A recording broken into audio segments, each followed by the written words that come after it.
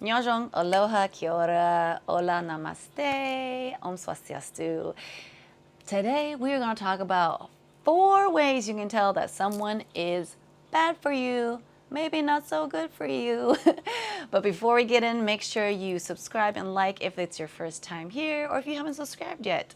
That just adds to the energy of the community so I can connect with you, but also helps to bring this message to the masses because I really hope that this message reaches the people who need it the most. All right, so we got people in and out of our lives all the time, and sometimes we don't know who's good for us, sometimes we don't know who's bad for us, and I understand that it's hard to let go of people. But here are the 4 telling signs that that person is probably not good for you.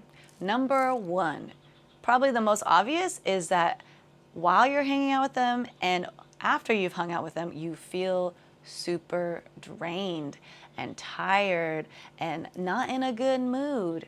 And that's a huge sign for your body that's basically alerting you, red alert.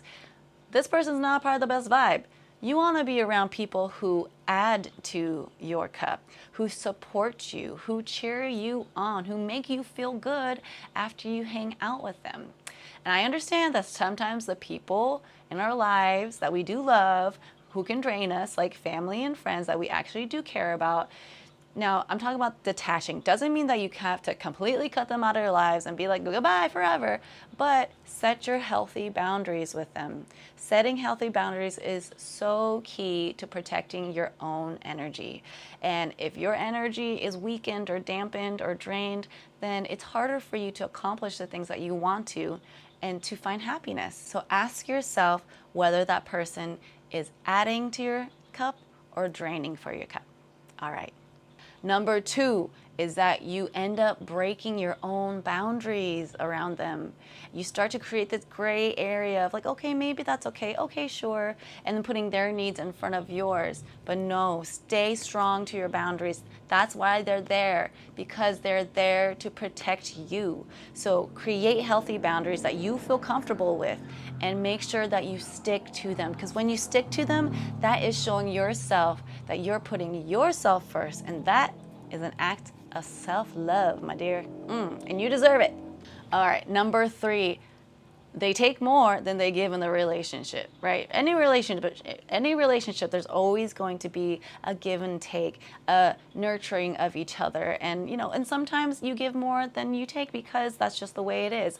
But if it's a constant cycle where they're just taking, and you're giving, that is just not cool and it's unfair. And sometimes people aren't even aware of it. So have the courage to have that honest conversation with yourself and that conversation with them, and give them an opportunity to even it out. And if they don't want to, then just say, okay, at least you know that you tried. Especially when it's like relationships that you had for a long time and you have a hard time letting go of it, have the conversation with them. And if they choose not to meet you where you need to be, then detach and send them off with love and gratitude. Everyone's around for a season, a reason, or a lifetime, y'all. But which one is it? Or a lesson. Okay, number 4, they gaslight the heck out of you. No, I'm not into this. As soon as someone gaslights me, I'm like, red flag, major red flag. I ain't doing that. I did that for 5 years in a relationship, and I'm not doing that anymore. So if they're gaslighting you, basically making you feel like you're insane and taking you out of your own intuition, that's a big sign right there. If they're making you feel crazy, then no, even though you know in your gut and your intuition that you are right, then it's time to clean up house, trim the fat, and let them go. So anyways, I hope that helped. That was super quick, but let me know if any of these tools work for you, and also let me know when you do it, because I am cheering you on. Cheering you on either way. Give yourself grace through this whole process. Sending you lots of love. Don't forget to like and subscribe. So grateful to have you here, and I'll catch you next time. Happy healing.